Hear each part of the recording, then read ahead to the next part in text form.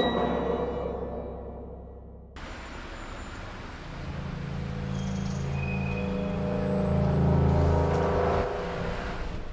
November 1st, 2003, 14-year-old Charlene Downs spent the day with her sister Rebecca in the town of Blackpool in the northwest of England.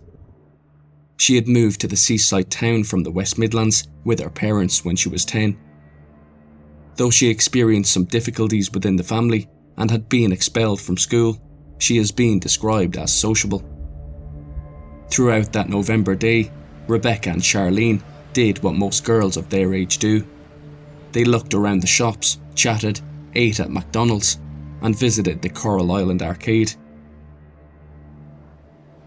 At some time in the late afternoon, Charlene's mother, Karen Downs, would meet her and her sister near the Winter Gardens Academy, a well-known primary school in the Blackpool area.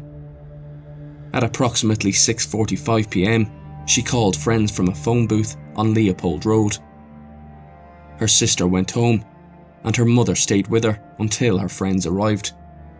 When they finally did, she walked her daughter to the bus stop on Church Street, where she kissed her goodbye. The last words she heard her say were, "I won't be late." It was 7:15 p.m. She was wearing a black sweater with a white diamond design, black jeans with a golden eagle design on the front, and black boots. Charlene met another friend around 8:30 p.m. on the evening she vanished. They went to the Carousel Bar on the North Pier. At 9 p.m, a girl can be seen on CCTV at the intersection of Dixon Road and Talbot Road, which leads from the North Pier to the town centre. Charlene is thought to be the girl on the tape. She was with a woman in her 30s, according to reports. The woman, who had blonde hair and wore a 3/4 length coat, was never identified. According to Charlene's friend, they left the Carousel Bar around 10 p.m. and returned to the town centre. Her last sighting of her was an hour later near Talbot Road and Abington Street. This has been reported as Charlene Downs' last confirmed sighting. However, it's also been said that police received conflicting reports of her last sighting. When she didn't arrive home that night, her family naturally grew concerned. They waited through the night, and by morning, with no sign of their daughter, they contacted police. Hello? Hi, Blackpool Police here. We just received a 999 call on your phone. Is there a problem?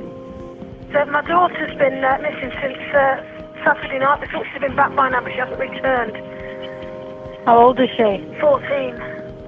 She came down to see me at work, and she said, "Oh, I'll see you later, Mum." She went off with a friend, and I've not seen her since. Can you give me a description, please? She's got shoulder-length dark brown hair. Yeah, with a fringe. She's got a fringe as well. She had a black jumper on with like white diamonds on the jumper. What's she called? Charlene Downs. The police were initially unconcerned, suspecting she was a runaway.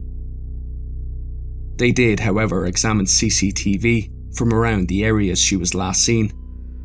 It was during these investigations that they saw her outside the bar on Talbot Road with the unknown blonde woman. On questioning her friends, the police have said they had a number of problems getting them to talk. When they did, there was a glut of contradictory versions hindering the investigation. It was only in 2006 that Charlene's case was upgraded to a murder inquiry. This happened when 2 men were arrested on suspicion of murder, and a third in connection with her disappearance. Iyad al-Baktiki, aged 29, originally from Jordan, and the owner of a local takeaway restaurant called Funny Boys on Dixon Road, was arrested alongside his business partner Mohammed Raveshi, who had a large property portfolio consisting of 42 properties. Al-Baktiki was accused of having sex with Charlene, while Raveshi was accused of disposing of her remains. During the trial, it became known that the police had bugged the house of Raveshi. Al-Baktiki was heard saying that Downs' body had been, quote, chopped up and gone into the kebabs, end quote. Raveshi would say, quote, "I just cannot forgive myself." Another recording picked up in a conversation between the 2 men appeared damning. In it, al-Baktiki asks how long fingerprints last. Raveshi responds, "There is nothing left of her. She was here, she died, there really is nothing." When it was suggested that these two men had essentially minced a young girl's body in order to get rid of her, the tabloid newspapers gravitated towards the story. Police also alluded to Raveshi's history of fraternising with younger girls. He was also known to have fostered underage girls, though he has always said that the relationships were never inappropriate. Police also highlighted the unusual amount of cleaning and alterations that went on in the house they believed Charlene had been taken to and later murdered and dismembered in. This house on Hornby Road belonged to Raveshi. Floorboards and skirting boards had been removed, and forensic scientists stated that it was unusually devoid of debris associated with a house of its age. This raised investigators' suspicions, which they expressed in court. However, they would face stiff opposition.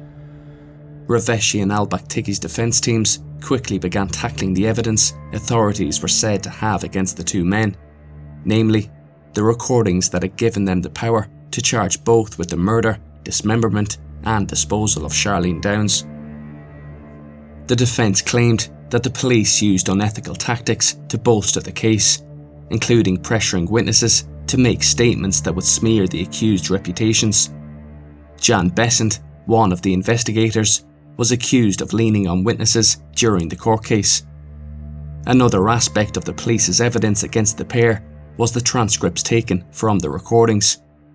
Besant was the one who listened to them and was also in charge of transcribing them.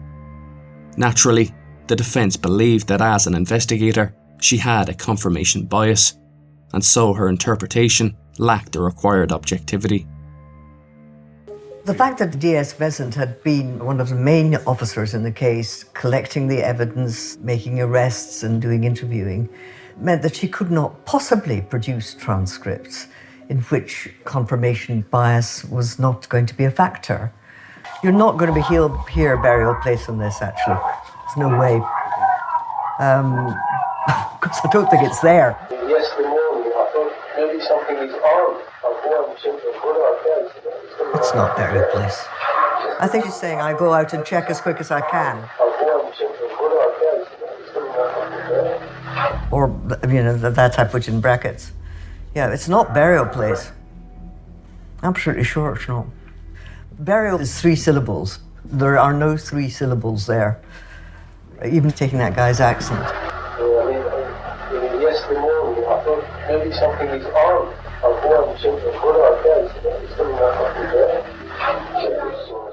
I still believe the same what they said in the transcripts.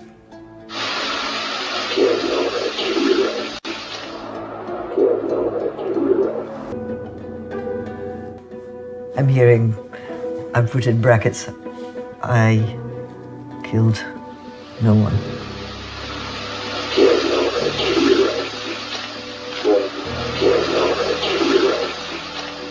There's a sigh, and then, why do you think you killed her here? I was just angry, killing.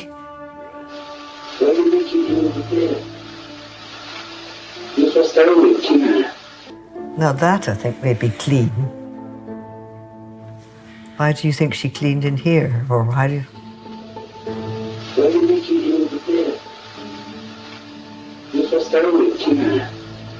I feel that, I can still make out what they're saying. There's still really nothing that I would change. This wasn't all the police and prosecutors had to deal with. The man who had initially pointed the finger at the two suspects, David Cassidy, turned out to be a less than trustworthy witness. The only thing that linked the two men to Charlene Downs, according to the defence, was Cassidy's hearsay testimony. Cassidy had previously told police that he learned of the murder from al-Baktiki's brother, Tarek, who told Cassidy that while in Hornby Road, he went downstairs and saw blood all over the house. He went on to say that Charlene was in a freezer.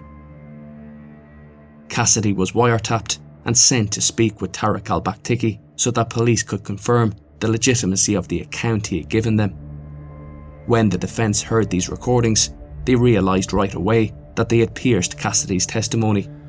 Tarek had no idea why Cassidy was asking him to confirm an account of a story he had no knowledge of. If he did know something, he was doing an excellent job of pretending to be stupid.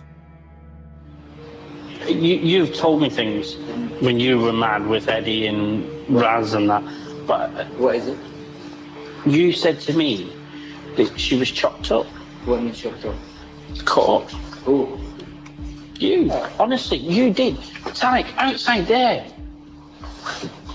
You pissed me off. Imagine I coming to you and I say you told me I'm pedophile. I never say it. I must have got the wrong end of the stick. What did you tell me out there? Well, out there, don't put something I never fucking speak about it. You start to put the shit everywhere. No matter what happened, you want to blame us because you hate me. Tarek went on to say that he had never spoken to Cassidy and had no idea what he was talking about. With the Cassidy statement effectively becoming void, the recordings being made to seem less than reliable, and the lack of physical evidence to link either of the two men to the disappearance of Charlene, the May 2007 case simply fell apart when the jury failed to reach a verdict. Today, the prosecution announced that it couldn't offer any evidence against Mohammed Raveshi, who was charged with assisting an offender, and another man who was charged over Charlene's murder. A retrial was scheduled for April 2008. However, with the evidence being so suspect, the Crown Prosecution Service were not able to mount a case, and the men were eventually released, albeit with a large amount of suspicion still cast over them. It was shameful, the cover-up, the lies being told about the whole thing. It had no basis. It has been proved today. Justice for Charlene!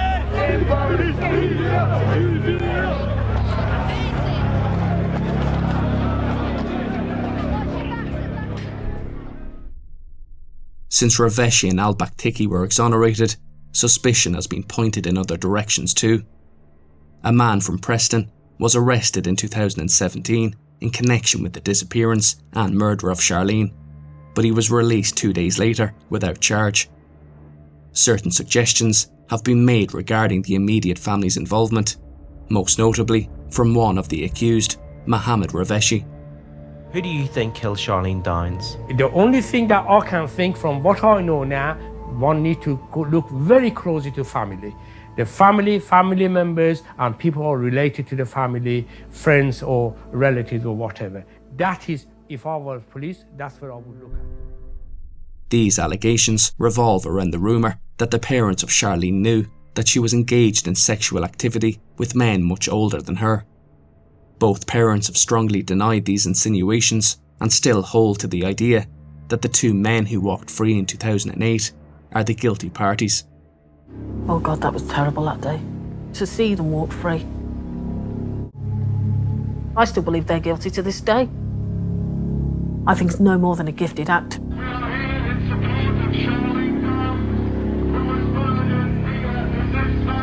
al-Baktiki and Raveshi are guilty. Yes, they are. It goes without saying. Nearly 19 years later, we are none the wiser when it comes to answering the question of what happened to a 14-year-old girl who has been the centre of rumours for 2 decades. Accounts of the day she went missing conflict, and the life she led up to that point are shrouded in denial and accusations.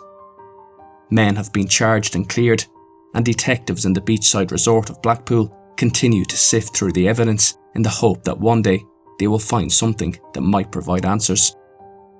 Detective Chief Superintendent Andy Webster, who has been in charge of the investigation for the past several years, stated, and I quote, "People are older now, and we are still asking whether anyone can tell us about who Charlene used to hang about with, where she used to go, or places she would visit. I still believe that there are people who know more about what happened to Charlene in 2003. They might have been struggling to tell us what they have known for years. I am not naive. I know that for some people, it's never easy to talk to the police, but they may just have something very important to tell us." End quote. And that's where we finish. A young girl, involved in a life she should never have known had even existed, disappeared off the face of the earth and became the focal point for gossip, rumour, and the circulation of truths, half-truths, and flat-out lies.